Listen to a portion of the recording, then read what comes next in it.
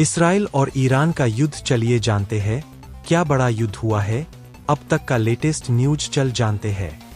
Israel Iran युद्ध की आंच तेज, वैश्विक चिंता गहराई। 15 जून को इजराइल और ईरान के बीच चल रहे संघर्ष ने भयावह रूप ले लिया जब दोनों देशों ने एक दूसरे पर मिसाइल और ड्रोन हमले किए।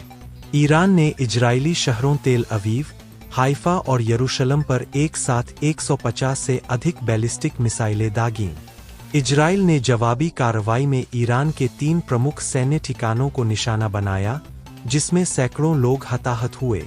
अमेरिका, रूस और यूरोपीय यूनियन ने दोनों देशों से तत्काल युद्ध विराम की अपील की है। संयुक्त राष्ट्र सुरक्षा परिषद की आपातकालीन बैठक बुलाई गई है। इस संघर्ष से तेल की कीमतों में भारी उछाल आया है और वैश्विक बाजारों में अस्थिरता देखी जा रही है।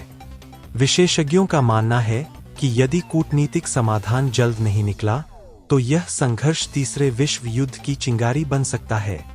दुनिया भर की नजरें इस घटनाक्रम पर टिकी है। ट्रंप पुतिन बातचीत, युद्ध रोकने की पहल या राजनीति। 14 जून की रात को अमेरिका के पूर्व राष्ट्रपति डोनाल्ड ट्रंप और रूसी राष्ट्रपति व्लादिमीर पुतिन के बीच टेलीफोन पर 1 घंटे लंबी बातचीत हुई, जिसमें दोनों नेताओं ने इजराइल ईरान संघर्ष को जल्द खत्म करने की बात कही। पुतिन ने साथ ही यह भी कहा कि वह यूक्रेन युद्ध पर बातचीत फिर शुरू करने को तैयार है, लेकिन 22 जून के बाद। यह बातचीत ऐसे समय में हुई है जब ट्रंप फिर से राष्ट्रपति चुनाव लड़ने की तैयारी कर रहे हैं और वैश्विक मंच पर अपनी छवि को पुनर्स्थापित करना चाहते हैं। वहीं पुतिन पर अंतर्राष्ट्रीय दबाव लगातार बढ़ रहा है। कुछ विश्लेषक इसे केवल एक राजनीतिक ड्रामा मानते हैं, जबकि अन्य इसे एक संभावित शांति प्रयास के रूप में देख रहे हैं। हालांकि अमेरिका की वर्तमान सरकार और नेटो की प्रतिक्रिया अब इस घटनाक्रम की दिशा तय करेगी। यूएई में गर्मी से राहत के लिए कड़ा कदम, लंच टाइम वर्क बैन लागू। संयुक्त अरब अमीरात यूएई ने भीषण गर्मी से मजदूरों को राहत देने के लिए 15 जून से मिड डे ब्रेक पॉलिसी लागू कर दी है, जिसके तहत दोपहर 12:30 से 3 बजे तक सभी बाहरी भारी श्रम कार्यों पर प्रतिबंध लगा दिया गया है। यह निर्णय पिछले साल के 99% अनुपालन दर को देखते हुए दोहराए। ग्रीष्मकालीन तापमान 50 डिग्री सेल्सियस तक पहुंचने के कारण सैकड़ों मजदूरों को हीट स्ट्रोक और थकान का सामना करना पड़ा था। सरकार ने निरीक्षण के लिए 500 से ज्यादा अधिकारी नियुक्त किए हैं और उल्लंघन करने वाली कंपनियों पर भारी जुर्माने का प्रावधान किया है। यह पहल न केवल मानवीय संवेदना का परिचायक है, बल्कि दुनिया भर के विकासशील देशों के लिए एक मिसाल भी है।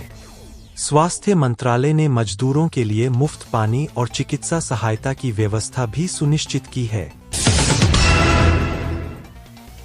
ऑस्ट्रेलिया बोले, मिडिल ईस्ट में हम नहीं लड़ेंगे। ऑस्ट्रेलियाई प्रधानमंत्री एंथनी अल्बानीज ने साफ शब्दों में कहा है कि ऑस्ट्रेलिया इजराइल ईरान संघर्ष में किसी भी प्रकार की सैन्य भागीदारी नहीं करेगा। 15 जून को संसद में दिए गए बयान में उन्होंने कहा कि ऑस्ट्रेलिया केवल मानवीय सहायता और कूटनीतिक समर्थन तक सीमित रहेगा। विदेश मंत्री पेनी वोंग ने कहा कि शांति बहाली ही एकमात्र रास्ता है। सरकार ने मध्य पूर्व में फंसे अपने नागरिकों को निकालने के लिए विशेष विमानों की व्यवस्था की है।